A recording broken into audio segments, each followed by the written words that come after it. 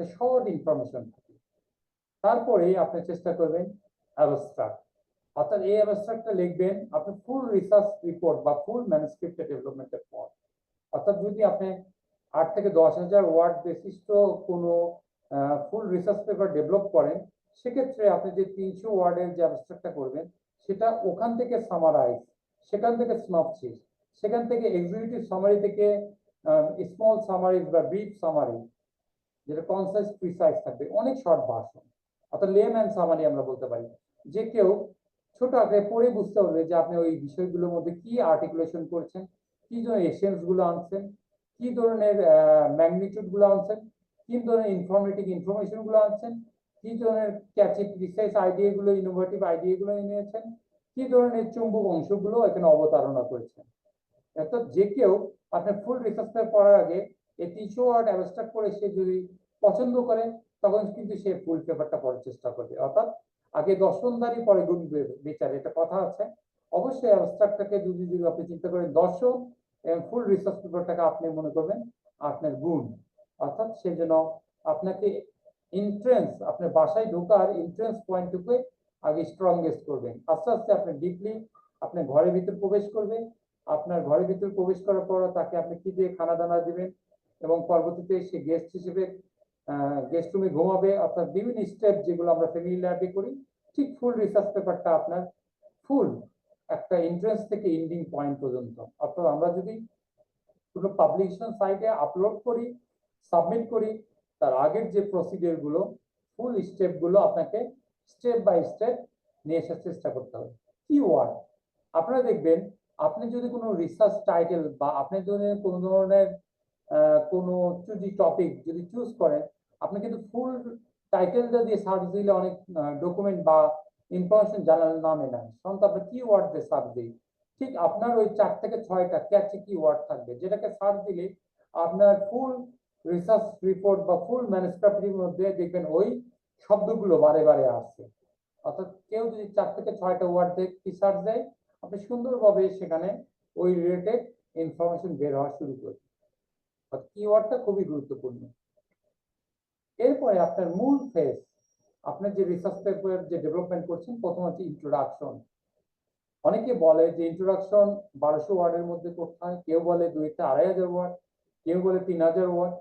এটার কোনো প্রেসক্রাইব কোনো কিছু নাই। তবে সাধারণত আপনারা চেষ্টা করবেন 1200 থেকে 1500 ওয়ার্ডের মধ্যে করার। এক্ষেত্রে আপনি লিটারেচার রিভিউ করে যে জার্নালগুলো আপনি প্যারাফ্রেজিং রিফ্রেজিং করে যে সেন্টেন্স মেকিং গুলো করলেন, কালকে আমরা দেখাইছি, সেই সব কিছুগুলো আপনার এখানে আর্টিকুলেশন হবে।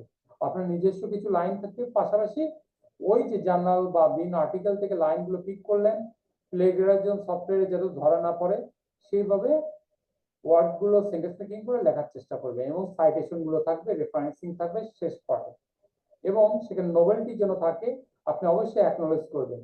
এবং প্যারাগ্রাফ গুলো এমন ভাবে সুন্দর করবেন যেন রিডার ফ্রেন্ডলি হয়, একটার সাথে একটা ইন্টার কানেকশন থাকে, অর্থাৎ আগের যে সেন্টেন্সের সঙ্গে পরের সেন্টেন্সের যেন লিঙ্কেজ থাকে, কোরিলেশন থাকে।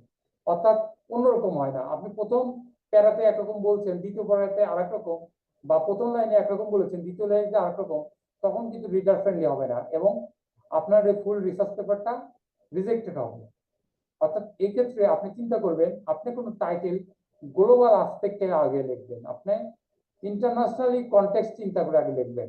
লেখার পর আস্তে আস্তে আপনি সাউথ এশিয়ান বা সাউথ এশিয়ান কনটেক্সটে চিন্তা করবেন। থার্ড ফেজে আপনি বাংলাদেশ কনটেক্সটে লিখবেন। অর্থাৎ আপনি যদি ইন্টারেকশন ব্যাকগ্রাউন্ড পার্ট থেকে 3টা ফেজ চিন্তা করেন, প্রথমে গ্লোবাল পার্সপেক্টিভে লিখবেন, তারপরে সাউথ এশিয়ান বা এশিয়ান কনটেক্সটে লিখবেন, থার্ড হল আপনি বাংলাদেশ কনটেক্সটে লিখবেন। এইভাবে যদি আপনি অবতারণা করেন, আশা করি আপনার পেপার ইন্ট্রোডাকশন ব্যাকগ্রাউন্ড দেখে মজা পাবে এবং তারা রিজেক্ট করবেন। এরপর গুরুত্বপূর্ণ অংশ ম্যাটেরিয়ালস ও মেথড সেকশন। আপনি ক্লিয়ারলি এক্সপ্লেন করতে হবে আপনি যে ধরনের প্যারামিটার বা প্যারামিটার গুলো রয়েছে। সাধারণত অনেকে 2টা মিক্স মেথড অ্যাপ্রোচ ইউজ করে, কোয়ান্টিটেটিভ কোয়ালিটেটিভ অ্যাপ্রোচ। এটা খুবই ভালো, অনেকে সময়ের অভাবে পারে না, আপনি কোয়ালিটেটিভ করুন শর্ট টাইম ফ্রেমে। আপনি যদি চিন্তা করেন টাইমটা অনেক বড়, আপনি ক্রস সেকশন করে কোয়ান্টিটেটিভ করতে পারেন, আপনি কেস কন্ট্রোল করতে পারেন, আপনি করতে পারেন ধরুন আরসিটি র্যান্ডমাইজ কন্ট্রোল ট্রায়াল করতে পারেন, বিভিন্ন ধরনের অ্যাপ্রোচ গুলো রয়েছে। তাহলে সেক্ষেত্রে আপনার টাইপ অফ রিসার্চ কি ধরনের রয়েছে, যেটা আমি অলরেডি বললাম। এবং ডাটা কালেকশন প্রসেস আপনি কিভাবে, আপনি হয়তো মোবাইল ট্যাবে কোবো কালেক্ট বা রেড ক্যাপ সফটওয়্যারের মাধ্যমে করতে পারেন। রেড ক্যাপ হলো রিসার্চ ইলেকট্রনিক ডাটা ক্যাপচার, একটা সুন্দর একটা সফটওয়্যার, আপনার কোর্সিনের ওখানেই হবে। এবং অফলাইন মোডে, অনলাইন মোডে, দুই মেথড মডেলস অ্যাপ্রোচেও ডাটা কালেকশন করা যায় মোবাইল বা ট্যাবে।